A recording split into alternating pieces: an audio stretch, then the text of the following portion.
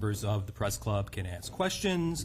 Our guest today, as I'm sure everyone knows, is Shawn Wilson, Secretary of DOTD. Governor John Bel Edwards appointed him Secretary at the start of his first term in 2016 after 10 plus years of executive service at the department. Staunch advocate of new revenue, including a focus on maximizing federal dollars and new funding models such as public-private partnerships. He's here to talk about the I-10 widening project, the College Drive exit, and whatever else is on your mind. So, without further ado, Secretary Wilson. All right. Well, thank you all. It's exciting to be with you, and more importantly, I'm looking forward to the hush puppies that come with lunch. The hush puppies are much better here than anywhere else that I've ever had. So I will have my lunch to go, and we'll ask for some extra hush puppies to work with us. And I'm going to set a timer when I officially start, because they told me I've got about 20 minutes, and not being a stranger to this group, there's usually some really good questions. Complicating today's presentation is that there is no presentation. And I'm going to try and avoid getting into the minutia of directional elements of the project so that I can talk high level in terms of some of the policy implications that we have. And so we're going to talk about I-10 through Baton Rouge. As many of you know, some of you may have been here the first time we built it. It's a long, long time coming. Here in Louisiana, we have not done a redevelopment of urban infrastructure since its inception. And this interstate system that you drive on today through Baton Rouge is part of the system that Eisenhower built, and it predates me as an adult, as a citizen, as being born, because it's older than my young 52 years old. This project, as it's environmentally considered, goes from LA 415 to the 1012 split. And it's important for people to know that when you go through an environmental process, you're actually telling the government, you're telling yourself, and more importantly, you're telling citizens that this is the project that we're going to build. Inevitably, folks all across the state will say, just do this piece, just do that piece. Well, that's a good idea, but I've got an environmental document that says I have to do the whole thing, and I have to commit to doing the whole thing. And if you look at Essen, you see an incomplete interchange of which we're attempting to avoid all across the country. And actually, the third leg of that interchange was built in my tenure at DOTD. And so that fourth leg, which is the westbound side of Essen, still has yet to be done. These are things that we're attempting to avoid with that project. So when you take a big project like this, as we did all across the state, you can't do it all at one time. You can't boil the ocean. You can't eat an elephant. You cannot build one of these major projects in a 4 or 5 year window. So let's do some truth-telling in terms of what's out there. What are the benefits of the project the way we are proceeding? Well, right now you have an area of the interstate from Long Beach, California, all the way to the East Coast where I-10 actually turns to one lane. That will be eliminated in this process. That one lane is actually striped as an exit lane and a through lane, and it's the off-ramp from the bridge onto I-10 eastbound. 4 lanes now carried throughout this corridor will be the additional capacity. And people argue this idea of new capacity. Well, I can either rebuild the 3 lanes that I know today, but I will have to build another lane to be able to do that. And we're not going to build something to tear it out if we can avoid doing that. That's what you do in your private lives. That's what we're doing in public infrastructure. So you will actually have 4 lanes of capacity through this I-10 corridor. And remember, 95% of what we're having to build is within the footprint that the state has already acquired when we originally built the interstate system. So unlike other major projects where they're having to buy hundreds and hundreds of acres of land to widen, we're operating with 95% within the footprint of what we have today. We also know that the standards of interstates have changed, and so short on-ramps are going to be longer, which makes it a lot easier and a lot safer for folks to matriculate from one side to the other, or from an on-ramp or to an off-ramp, to allow for that merging. So we're going to have additional distance, and of course you probably recognize that we have no shoulders in certain segments of this corridor. They're absolutely essential, both for removing accidents as well as for providing just space for people to drive in. Short distances, short lane width, add some controlling factors to it, but we know from research and science that having shoulders is absolutely the smart thing to do in terms of safety. So what are some benefits of this project? Well, you should know that we are going to move forward in a pretty innovative way. We've divided this up into phase 1 and phase 2, and segment 1 is a project. I-10 southbound traffic will be physically prohibited in the final design from exiting on Washington Street. People say that that is the problem and that's the only problem. That is, in fact, not the case. So we will prevent you from exiting onto Washington Street, and they will use the Terrace Street off-ramp. We will have smoother traffic flow on surface streets, which is important because people think the interstate is just about the interstate. The interstate actually interfaces with communities in really significant ways. So we're going to incorporate roundabouts at Terrace Street and East Washington Street. We will also incorporate pedestrian and bicycle multi-use paths under and beside this I-10 corridor and allow for better and safer pedestrian and bicycle movement. This is something that we've noticed during the pandemic increases in terms of the desires of individuals and citizens to take advantage of this space in a positive way, and we will, of course, provide that as a part of this project. You will also have longer bridge spans made of concrete and not steel. Why is that the case? Because we know that concrete is better from a sound absorption standpoint than steel. It is also more aesthetically pleasing, and it's better for us from a maintenance perspective, meaning it'll be less noisy, but you also have much more of a viewscape under the infrastructure. So, you heard us announce not too long ago that we've actually extended this project based on good engineering judgment. This project originally in phase 1 of segment 1 started with the 10-110 split, and it went just to the other side of the lakes. Well, by extending this to the other side of Acadian, it does a number of critical factors that we believe are important. It took a project from 8+ years down to 4+ years in terms of the length of construction for that segment. It also provides benefits to residents and merchants in that you're only going to have one major disruption as opposed to multiple disruptions when you have phased construction. And it will also benefit motorists on I-10 and adjacent streets because it's a much more comprehensive segment, and you're going to have maintenance of traffic resolved in that stretch one time versus multiple times. There's a direct impact to businesses that will be reduced. And here's another big attraction that people tend to look at. Because we know this is an expensive project, doing these changes will save us $50+ million for the overall construction. Why is that important? This thing called inflation is real, and we have to manage those expectations, and so the savings is going to be significant. So what's the construction phase timeline that you need to hear for this? Well, in the first quarter of 2022, you're going to start to see utility relocations. We have been working on this project for a number of months, and you're going to actually see utility relocations begin to take place in 2022. In 2023, we will start stage 1 of construction, which is going to begin the 3-lane construction in each direction with temporary widenings, and it's going to impact the City Park Lakes Bridge, and that's going to be the first addition that you're going to see in 2023.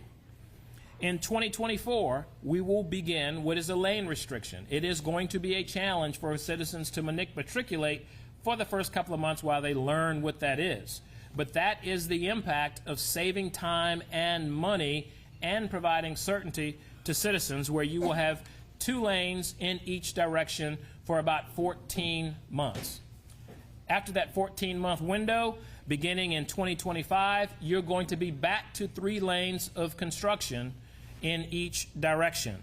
And then at the end of 2026, early 27, you will have completed this segment and have 4 lanes in each direction with all of the assets of roundabouts, all of the other benefits that we've talked about in terms of noise reduction, and you have the certainty for the merchant community under Perkins. That was something that I was very sensitive to, making commitments and delivering on them sooner rather than later. Now, at this point in the presentation, I had a number of graphics that I will show you that's going to be very difficult to explain to you, but the subject ought to be that we have to add some concrete in order to add new infrastructure. The temporary structures are very small and minimal and are primarily on the westbound side, because we're going to reconstruct all of the eastbound side at one time. And from an engineering standpoint, that is where the magic occurs in terms of the quality, in terms of the time reduction, and in terms of having a better product at the end of the process. Now, if you're like me, people are going to say, I already see doomsday happening. Well, I will tell you, we saw that happen with Loyola Interchange. That doomsday did not occur. Was it problematic? Was it a crunch at certain points? Absolutely it was, because this is a project that we should have done probably 2 decades ago. It, in fact, was tried 3 times prior to this time, but for various reasons, it was not advanced. So, what are we going to do to mitigate and manage these changes for this 5-year construction window? Well, we've run what's called the mesoscopic traffic model, which takes in consideration all of the roads in and around this area, and have determined, based on the City of Baton Rouge's MPO traffic demand model, where we can expect those vehicles to go. In terms of maintenance of traffic, we're going to provide temporary striping and signage improvements throughout the corridor. We're going to provide signal timing on alternate routes, because we know that there's only certain routes that can be taken advantage of, and the different times that those routes will be taken advantage of. Whether it's the morning peak in or the afternoon peak out, we understand where traffic is going to move. We're also swinging for the fence and doing things that are just good transportation policy, things that others have done in other parts of the country. First, we've advanced a commuter rail service from Ascension into Baton Rouge. Now, people say, why Ascension? Well, this does not undo any of the Baton Rouge to New Orleans rail concept. But in every major area where you have transit, you provide park and ride opportunities. And if I can provide a park and ride opportunity for folks in Ascension Parish to come into Baton Rouge during this window of construction, it does 2 things. 1, it reduces congestion and guarantees arrival at a certain time. And then 2, it also sensitizes that community to the value of transit, as opposed to just relying on their vehicle. That's important from a greenhouse gas perspective, as well as a transportation policy perspective. And that's just on the I-10 stretch. It will also benefit folks from New Orleans or other areas south of Baton Rouge that may want to come and stop in Ascension over in Sorrento and hop a train to get in the morning and have multiple opportunities to get home in the evening. Along the I-12 corridor, because in the wisdom of those who started this interstate system, not that I can reroute the entire system, we have I-10 and I-12 both merging into the same corridor. Well, we are advancing an HOV lane option on I-12, where we actually use existing capacity on the inside shoulders to be able to deliver that HOV service. We've only got 1 implementation of HOV here in Louisiana. It's on the Crescent City connection in New Orleans. This will be our 2nd. We realize that you can't build your way out of congestion. We can't afford it, nor do we have time for it. So we have to take advantage of the assets that we have in place. And then we're also going to look and consider other changes and implementations of transit in terms of delivery. So whether it's CATS or some other service, we're going to try and work with them to help move the masses of people as opposed to forcing them back into that corridor. There's some other things that we're doing, and DOTD has taken a lead in suggesting to the state, and both the governor and the commissioner have agreed that we look at a flexible, compressed work schedule for the 8,000 to 10,000 employees that live in Baton Rouge and work in Baton Rouge or commute into Baton Rouge. That means that we will provide 5 days of service of the state of Louisiana with 4-day work weeks for employees. If we are successful in this implementation, and I have no reason to think that we won't be, we have the potential to reduce that 10,000 cars a day by 15 to 20% every day of the week in a revolving schedule for the duration of this so that we can reduce the peak time travel through this corridor during construction. So not only are we looking at that for the state, we will encourage other stakeholders to offer flexible schedules as well, whether that's universities or other private sector entities that have talked about doing this. Now is the opportunity to start to plan and do that. We've seen from COVID right now that this is something that is doable and manageable, and we've had some really good experience and practice doing it during this COVID pandemic. So we know it is feasible. And then last but the trucking industry, whether it's Amazon, FedEx, the mail truck, beverage distributors, any fleet vehicle system that travels in and around that corridor, we're going to work with them. It might be something as simple as, when do you pick up trash along the Highland Road corridor or along the Perkins Road corridor or along Airline? It might have to be suggested to them that we do that outside of the peak time when we have the mass number of people traveling on those roads as opposed to the interstates. But we're going to work with the private sector through our commercial trucking division at the department to do that. Now, at this point, I was going to show you some other pictures and a potential impact in terms of the quality of what we're doing. You should know that if you've seen some of the outreach we've done on the bridge, we've taken a turn in terms of the aesthetics of what we build, in terms of the materials, the lights, and the design, and we think that this will become a signature project, not just for Louisiana, but for other corridors and other states looking to do this type of project as well. I know that there are 50 other states that have urban infrastructure that is at the end of its useful life, and so we're going to be an example on how to do it. Now, I want to give you a quick update on the college flyover or the college interchange improvement, because that too is a part of this overall corridor. While some folks may not have appreciated the value of it, I recognize that last year we killed over 900 plus people on the interstate system and the highways of Louisiana. That amounts to about an average of 3 people per day. To me as secretary, that's unacceptable. Most of it is a result of distracted driving. Most of it is preventable and not something that I can manage, but it's driver responsibility. That being said, we take engineering seriously, and this $52 million design build project is doing just that. It's a part of the larger project that has been environmentally cleared. We issued the notice to proceed in August of 2020, and it's going to be finished later this year, weather permitting. It's basically realigning I-12 in the westbound direction for additional bridge structure. It's going to provide new alignment on I-12 that avoids additional visual and noise impacts to the surrounding businesses and neighborhoods. What was a big contention was the flyover element moving closer to the Bocage neighborhood. We're actually pulling it away from the Bocage neighborhood, and we're staying at grade. And we're going to provide additional buffering as a result of some of the landscape that's going to be done. The new I-10 westbound bridge that is going to span I-12 will help us in the long term in terms of maintenance. It also reduces conflict points for vehicles that are trying to cross over multiple lanes to exit on College. Essentially, right now, I-12 is on the right side and I-10 is on the inside. We're switching those and providing an exit ramp for I-12. We've modeled it. We've seen how it works. We know it will work, and it will be safer than what we have today. People saw the outreach that we did with Baton Rouge Green in terms of the landscape and trees, and we removed a significant number of trees. By the own account of the folks who planted them, they didn't do it exactly right the first time because of the volume of trees that they planted. The commitment that's in the contract that we've made is that for every tree we removed, we're actually going to replace it with 2 trees. And what we've learned today in terms of how you deal with this, you don't plant all of those trees in one location. And so working with Baton Rouge Green, we're going to stretch it out and give them flexibility to landscape it as they see fit for the long term that will allow those trees to survive. As I mentioned, this project is expected to be completed in late 2022.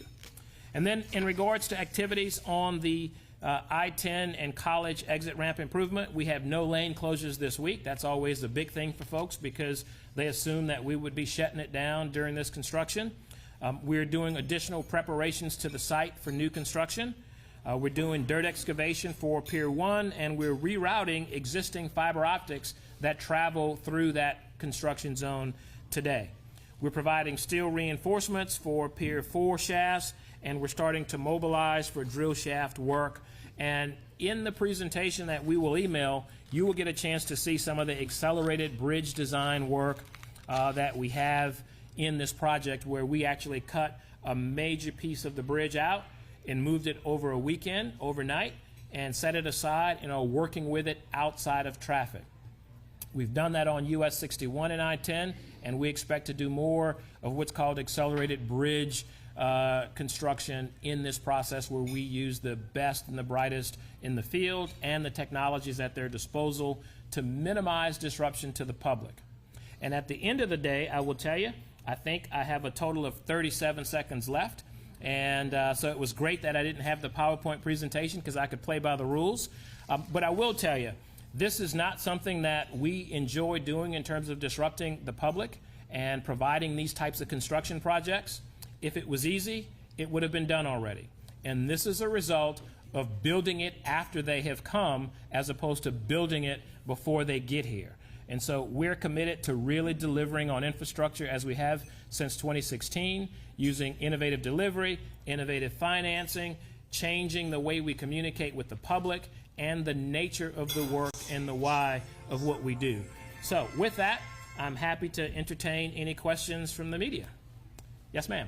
In the governor's executive budget, he is electing to put hundreds of millions of dollars away for a new Mississippi River Bridge here in Baton Rouge, but some lawmakers are saying it's too early, we don't have a plan, and this money could be used for something else. What are your thoughts on that?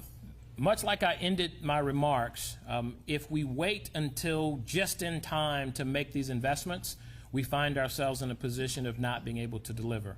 I think the governor's rollout of how he proposes, and we understand that this is a proposal, how he intends to spend this money is essential to guarantee us resources as we deliver.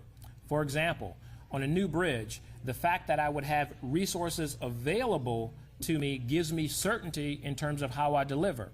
Otherwise, I am designing and procuring a project with uncertainty that I will ever deliver that project. The last thing I will tell you is folks tend to think, oh, you're 10 years away. That is absolutely not the case. Those are very uninformed positions. I believe that there's a way to move a lot faster than people realize, using tools that we have used already. Design build, construction manager at risk, public-private partnerships, completing the NEPA process. There are things that we can do in advance of completing the NEPA process. At the end of the day, this $500 million will go a long way at ensuring delivery in a timely fashion, much greater than it would had we not put those dollars there. And then the last thing I'll say, or the last thing I'll say, is this rollout is a little different than what we've spent every other surplus effort on. Historically, you've seen us spread this money around and do really nice mid-sized projects, nice preservation projects, but we've not really set ourselves up for success going forward.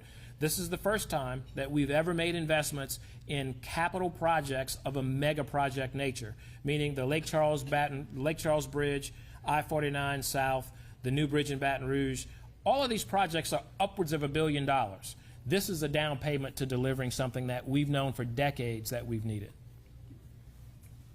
Looking probably a good bit further ahead, is there any talk on how this would tie into potentially a new Mississippi River Bridge, if or whenever that comes? So this project that we talked about today is for the main line of I-10. How does it tie in? There is no physical tie-in. The tie-in is that we absolutely need this project and the new Mississippi River Bridge based on the most conservative traffic projections that we have. If you think that we are going to just build this and not need a bridge, or just build a bridge and not face major congestion and maintenance concerns on I-10, you're sadly mistaken. Unfortunately, the growth that we've seen in this community and in the surrounding area, you absolutely need both of these projects to maximize them, and we intend on delivering and setting the state up to deliver on both of them. You mentioned utility relocation to start in the first quarter of 2022. We're almost done with that, so when can we see Shovels in the ground. I would suspect you're going to see shovels in the ground in the next month and a half. A great deal of work has already been done in terms of, you heard me talk about relocating the fiber optics on I-12. That's a part of those utilities. We're actually doing what's called a utility duct bank, which will allow for all of the utilities to fit within that duct bank, which allows us to have less disruption in the rest of the construction that's out there, as well as more efficiency for those utility owners, because if you know anything about public right-of-way, utilities will go any and everywhere. They are the bane of our existence when you've got over 50,000 miles of just pipelines along the state of Louisiana. And so the utilities will start in earnest in the public's eye within the next month. We expect you will be able to see some of the work that's happening. Work is already underway in that corridor if you are familiar with seeing construction type projects. The Calcasieu River Bridge, is it the same sort of game plan for the T3 project? And is the $100 million in any danger of the legislature? So is it in any danger? Anything that goes before the legislature, some could say, is in danger. I will tell you the $100 million is a part of a total public subsidy that brings us to $300 million in the Calcasieu project, which is essential from a public-private partnership standpoint. I will also tell you that that project, just with the two parts that have to be built, you're looking at about $1.2 billion. The total project that we have to build is approximately another $600 or $700 million in today's value. So you're looking at nearly a $2 billion project in Lake Charles. You're looking at approximately a $2+ billion bridge project, because this bridge project for some is just crossing the river. For me, it's going from I-10 on the west side to I-10 on the east side. That is much more expensive than just a bridge from LA1 to LA30. On I-49 South, for example, just in Lafayette, you're upwards of $1 billion for 5 miles of construction. And then south of there, you're looking at another $3 billion. Those are big numbers. But unless you start somewhere with the money that we're proposing to be allocated to these projects, you never get there. And these concepts are being advanced given the limitations that we want to put on capacity, on safety, on the real multimodal demand for our system. These things are not easy, and if I had to describe infrastructure in Louisiana in one word, I would say complicated, because it is in fact a complicated issue. Shawn, Will. When the lanes are reduced, can voters assume there'll always be at least 2 lanes open in each direction, even at the height of the lane closure? So the height of the lane closure will be 2 lanes in each direction for about 14 months, with exception of the transition. The transition meaning if you're coming off of the bridge and you're headed eastbound, you see 2 lanes today. You're using one of those lanes outside of its intended purpose, which is some of the congestion we get, because the right lane when you travel through that off-ramp is an off-ramp to Washington Street. And you find yourself getting over to Washington and then getting over into the other 2 main line of the 3 main line interstates you have. You also have people exiting from 110 that's on 10 to get to Washington. They will have 1 lane until they get to the 2-lane section. So in that one small area, you're going to have 1 lane off the bridge coming into I-10 and 1 lane going to 110, which gives you your 2 lanes on the interstate. And then on the westbound side, you will have 1 lane to the bridge that will open up to the 3 lanes you have today, and you will have 1 lane to 110 that will open up to the 3 lanes you have today in that stretch. Everything else is going to be 2 lanes the entire time, perhaps except for the night or the day that we actually switch the traffic and do the maintenance traffic plan, which is usually a very, very, it's a snapshot in that whole picture, a day and a half max. At the end of the day, you're going to have those 2 lanes for that 14 months, and then you're back to the current condition of 3 lanes. And people tend to forget that when you have the 3 lanes today, you got to love those hush puppies, don't you? When you get to the 3 lanes today, there's only so many cars you can have per day, per lane, if you will, from a numeric standpoint. You can't speed through Baton Rouge in a rush hour. You just can't do it. And so this, I believe, will offer some other safety benefits because it's going to naturally, because you have a lane reduction, slow people down a little bit, but you have much more consistent flow in terms of the corridor that you have on the interstate. One other thing, did I understand you to say you will not be able to get off the 110 south to get to the Washington Street exit, but I can still? No, you will be able to get off on the Terrace Street exit and from 110, and you will be able to, and I can show you the map or give you the other piece, you'll be able to get to the Washington Street westbound from the existing lanes. But you're not closing the Washington Street exit entirely, are you? Are you gonna, can I In construction, yes, but in the final build-out, you will still have an opportunity to get to Washington Street, but you won't be able to get to it from anything on 110 because it's going to be further back in its design. Only if you come across the bridge. It'll be just like the off-ramp to Nicholson in terms of a right only from the main line of I-10. And one more thing, if 10 years is not reasonable on a bridge, what might be more feasible, like 5, 7? I will tell you, the question was if 10 years is not feasible, what else might be? There's a lot of factors to that. This actually goes faster with the $500 million because I have resources that provide certainty than if I didn't have the $500 million. You could have a lesser amount, in all fairness and in transparency. You could have a lesser amount that adds some value to that as well. I will tell you, once you finish the NEPA process, which is expected to be late 23, early 24, you could start the procurement after that. There are elements that you could actually start the procurement before you've completed the NEPA document. On Lake Charles, we've been in procurement for over a year on the public-private partnership, and we aren't expected to get the NEPA document until the end of this year. And so we have advanced several mega projects using this parallel system of running NEPA in a vacuum by itself as NEPA, but running simultaneously project delivery and procurement, running simultaneously permits and funding applications. And so at the end of the day, much like what you did on Baton Rouge, you can actually be at the right point at the right time in Calcasieu, and that could happen here in Baton Rouge on the new bridge. I still haven't answered your question, Will, and I knew you were going to answer me that. So if I had my druthers, you could be starting construction in 4 to 5 years on a new bridge. And that is assuming things happen in line in terms of a public-private partnership, in terms of having financial support and being able to demonstrate to the federal government that I have a financial plan to be able to build LA 30 to LA 1. Once we can advance the LA 30 to LA 1, you can still simultaneously deliver these other two projects from LA 1 to I-10 and then from LA 30 to I-10.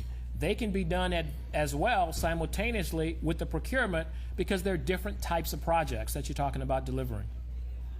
Yes? In terms of the disruption to businesses and homes, are there any more home buyouts that are going to be required from the interstate widening in Baton Rouge? And what happens to businesses? Are there any businesses that are going to be forced to relocate or anything like that? So there are some right away is an ongoing development. We still have additional offers being made. I don't remember the total number of parcel acquisitions. So the complete acquisitions were minimal. I want to say it was less than 20 home relocations. There are pieces of land that will be needed for either final design and construction or for servitude. The vast majority of the land that we do not have is at interchanges on cross streets. For example, under Acadian, we may have to acquire property from either side of Acadian. We may have to do the same thing on College. In terms of businesses that are going to be relocated, we have some disruption that will occur because we're going to be constructing over their businesses, and we may have some limited opportunities that we will work with them to compensate them for that loss. You also have to factor in a number of those businesses currently park on the state's right-of-way. And so when we have to vacate that right-of-way, that may affect their businesses, but we're working with them to provide alternate locations, potentially even with transportation for their users and their customers to be able to get in and out. Some of those businesses that we're going to impact will be able to go back. So we may end up cutting off, for example, one business's freezer system with a temporary storage until we rebuild the part by their bridge and then can rebuild the existing part of their building that was removed for construction purposes. And so this has been a very delicate process, weaving through existing right-of-way and providing the minimal impact for what we're going to have. If you tell me, or if you were to tell me that we were going to be spending this amount of money on a project, I would think our right-of-way acquisitions would have been much more significant than they are. And they by far are not, especially compared to what we're seeing in Lafayette on I-49 South, as well as what we're seeing in Calcasieu in terms of where that location is going to be. So they're very minimal impacts to businesses. The other thing I will tell you on this right-of-way, people assume just because you're in the vicinity that we aren't going to be paying attention to you. There's a lot that we do from a construction standpoint to measure vibration, to assess impact. And the state by law can't necessarily compensate you if I've not acquired property from you. We're being much more sensitive to that on the front end by having these conversations. And I see the representative here, and I can tell you, before she was in Baton Rouge's legislature as a council lady, we were in her district talking to residents and businesses about this very project on how it evolves, and we're continuing to have those conversations with them as well. So we're going to follow what's called the Uniform Relocation Act that directs how we do that. The feds pay attention to that, and we're not getting outside of what was already environmentally cleared in terms of the right-of-way acquisition. Yes, ma'am. When you talk about having to potentially close businesses or move their parking, are you talking about the businesses on Perkins under the overpass there? That's correct. So almost all of those businesses, I shouldn't say all of those businesses, we've had agreements for businesses that exist on Perkins to have access to park vehicles under the bridge. And if you've gone there, as I have, you know it's not the nicest place to park. It's not the most convenient place. And so part of that is going to be improving those footprints in the final design, having less bridge structure there to work with, incorporating lighting and other pedestrian facilities, and making a connection from one side of the interstate to the other already under Perkins that doesn't exist today. You will also be able to convert the Perkins Road footprint that will no longer be an on and off ramp to other green space to have an impact in terms of what happens with traffic.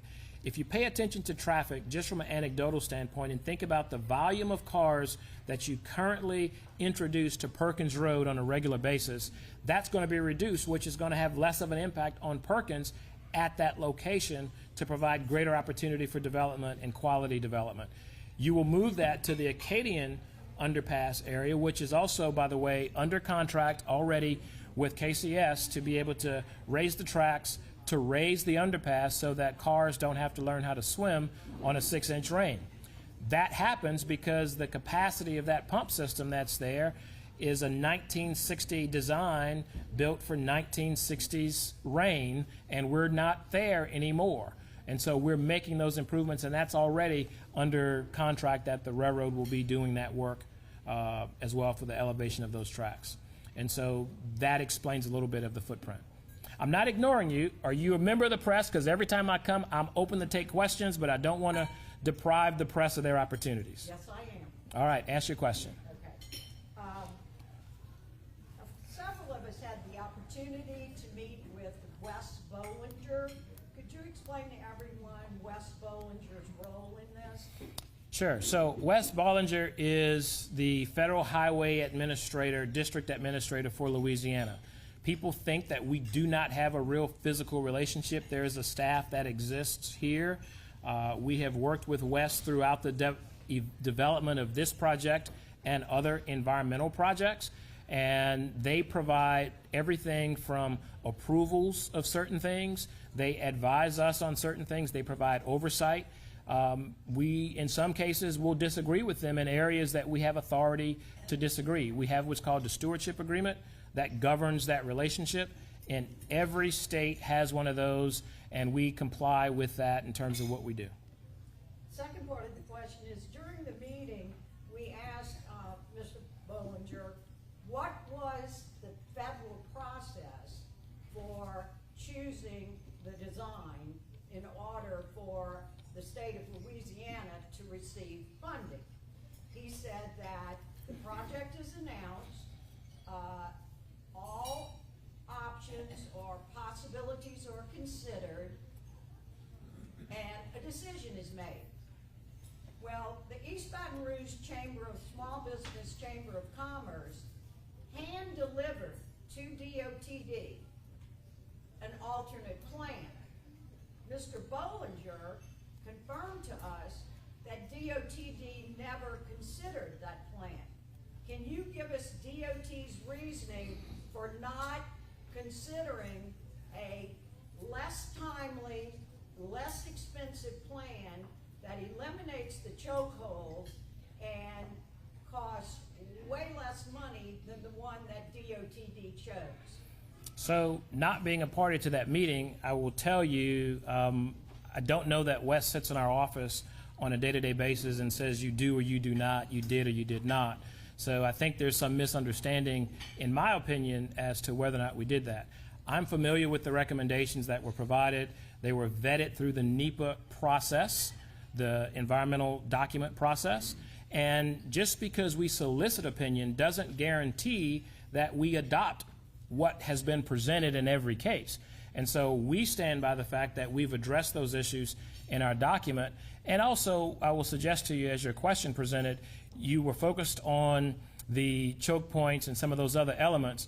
I've always said there were some elements of that project, of those projects that were suggested to us, that absolutely made sense and incorporated. For example, the Terrace Street off-ramp that is actually built today, I believe, was one of those suggestions. At the end of the day, we are concentrating on more than just the spot improvements. We look at safety, we look at congestion across the board, we look at capacity over a horizon of a 30-year window, and we look at the state of good repair. And I don't think anything was factored in the presentation that we got from the chamber that you've mentioned that spoke to the existing condition of bridges such that I could make a small improvement and then have to come back and change the main line again and put you in construction a little bit longer.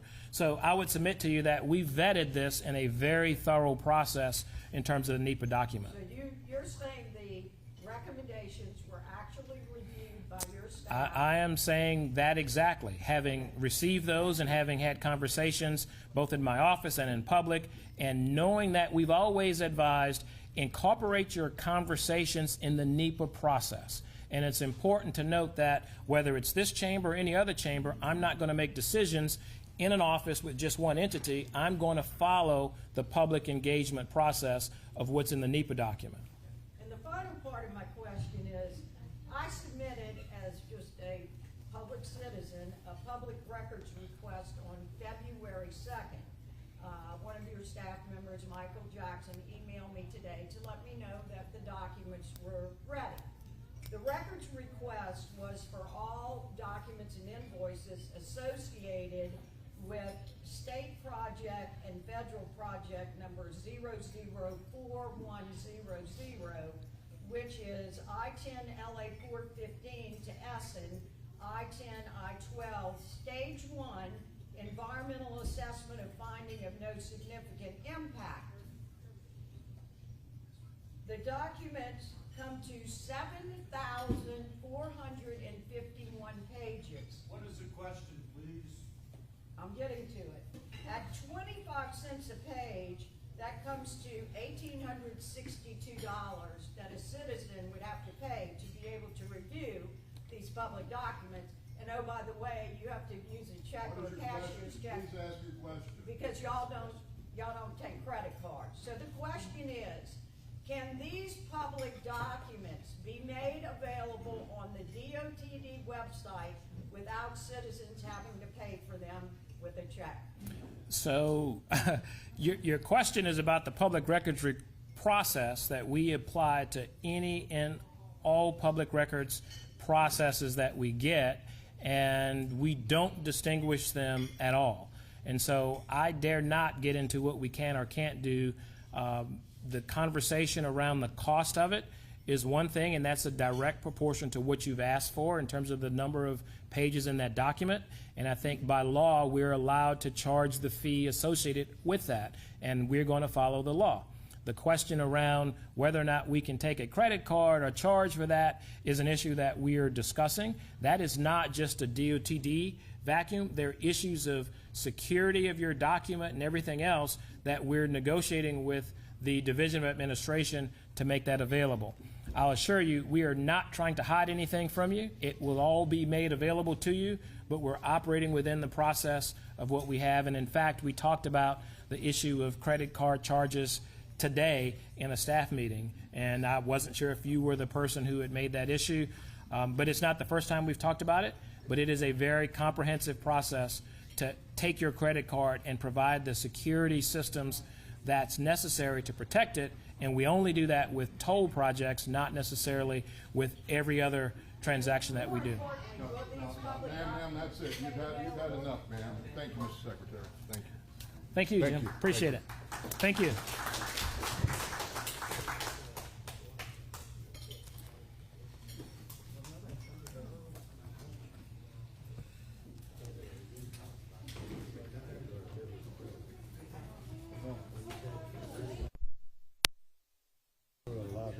Yeah, a lot of great speakers.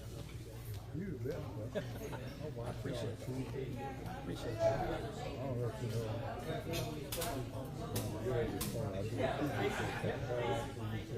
know.